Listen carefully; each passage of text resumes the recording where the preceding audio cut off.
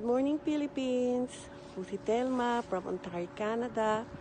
Kung gusto nyo pong matuto ng mga simpleng recipe ng lutuing Pilipino, huwag nyo pong kalimutang i-subscribe, watch, like, and share yung pong YouTube channel ng aking pong friendship, ang The Simple Rich Menu. Bye! Salamat po! Okay po mga dudes, isa na naman pong simpleng lutuin ang lulutuin natin ngayon. Meron po tayong chicken. Ayan. Wala pong 1 kilo yan, pero kulang-kulang po 1 kilo. Nabili po natin. Meron po tayong 2 pirasong tokwa. At halagang 30 pesos pure gata. Meron po tayo isang medium size na onion, 6 cloves of garlic, luya, at lalagyan po natin ng kangkong. 1 tali po yan at 2 pirasong siling pansigang. Gagamit din po tayo ng vinegar at ang ating paminta. Siyempre gagamit din po tayo ng patis or asin. Ayan. Ipiprepare lang po natin at sisimulan natin ang pagluluto ng ating chicken gata with tofu. Okay po mga dudes, ayan po at nagpainit na tayo ng ating salangan or ng ating kuwali. Nilagyan ko na rin po ng mantika. Uunahin po natin ang ating tofu. Medyo ito-toast lang natin ng konti. Ayan.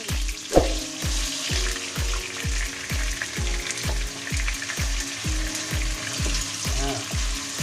Antayin lang po natin mag-golden brown ang ating tofu bago po natin siya inuin.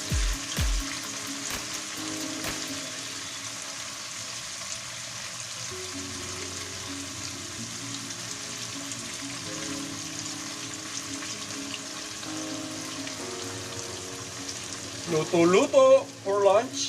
Ayan.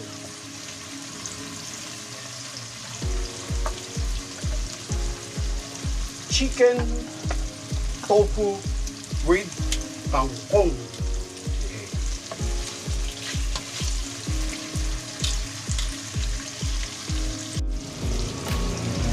Ayan po mga dudes, at kita nyo naman po medyo golden brown na po yung ating tofu or tokwa.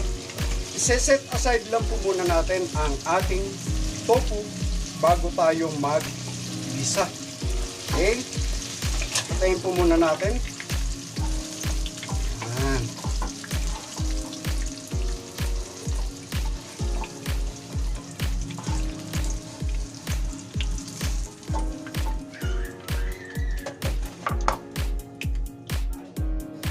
Ayan po mga dudes. Dito po sa pinagsalangan natin o pinagprituan ng tofu, nagtira lang po ako ng konting mantika. Unahin po natin yung ating bawang.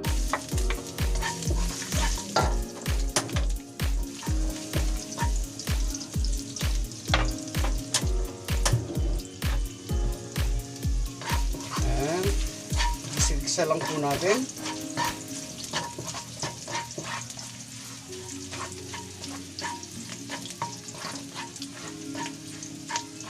Hindi na po ako nagtatanggal ng balat ng luya, pero siguro din po natin na ito po ay hugasan natin ng todo. Dahil lumalabas po ang tunay na sarap at lasa ng luya kung ito po ay lulutuin natin ng may balat. Okay, ang ating bawang.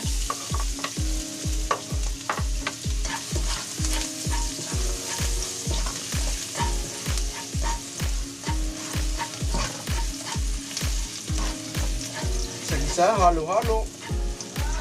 Okay.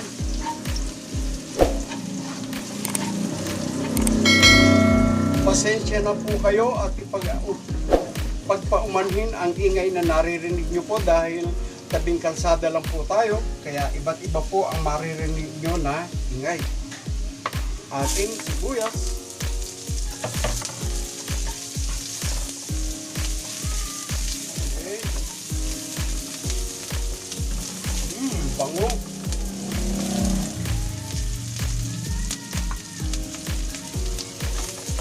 Ilalagay na rin po natin yung ating chicken.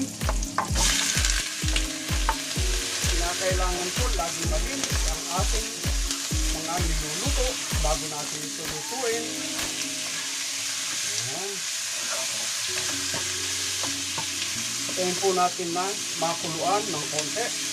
Lalagyan na po natin ng patis ang ating gagamitin. Optional po yan kung gusto ninyo na asin. Ayan. At lagi po sinasabi na ang alat or asin ng ating niluluto ay naaayon sa inyong panlasa. Okay. Lagyan na rin po natin ng paminta.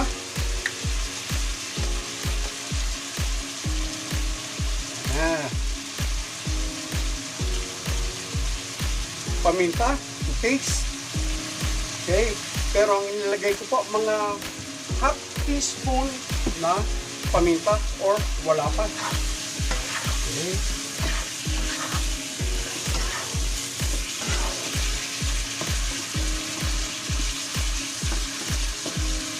Hintayin po natin na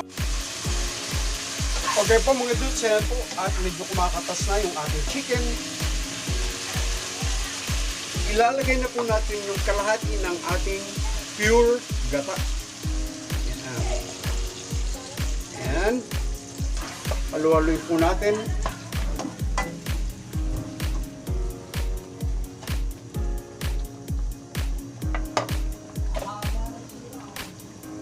At lalagyan na po natin ng suka. Mga 3 tablespoon po ang nilagay natin na suka or 4 tablespoon. Yan. Hintayin po natin siyang makulo ng todo bago po natin siya haluin. Ilalagay na rin po natin yung ating dalawang siling pansigang.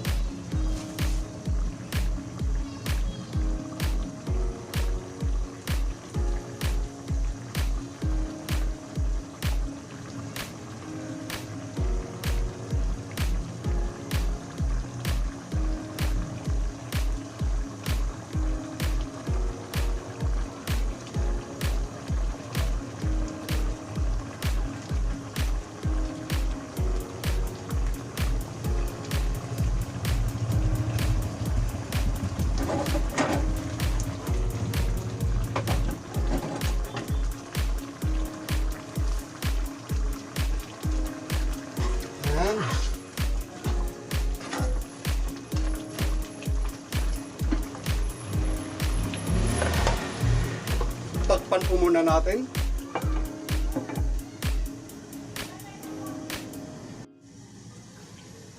Okay po mga dudes, tignan na po natin. Ayan po. At medyo naglalatik-latik na. Ilalagay na po natin yung ating tofu.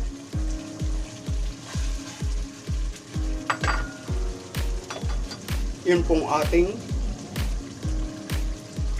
kangkong.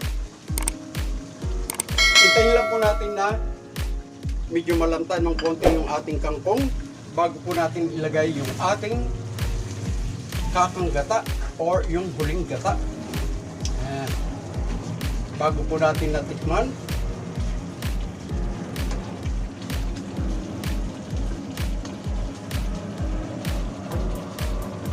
Napaka-healthy po ng ating tofu. Ilagyan pa po natin ng gulay, kangkong, para mas lalo healthy. Okay.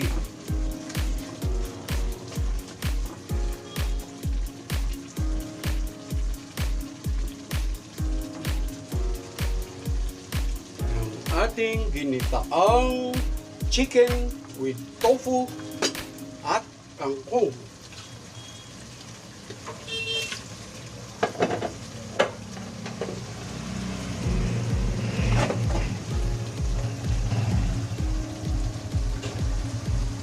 Lalagay na po natin yung ating kakanggata na huli.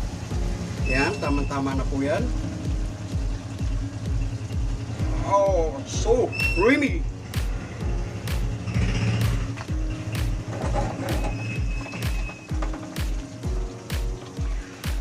Yan. po natin sandali. Yan.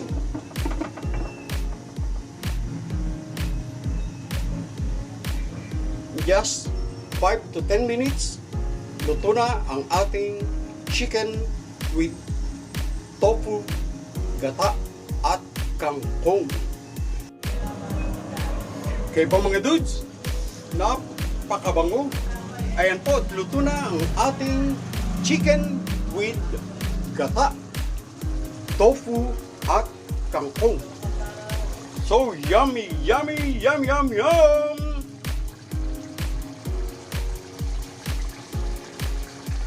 Enjoy eating mga dudes!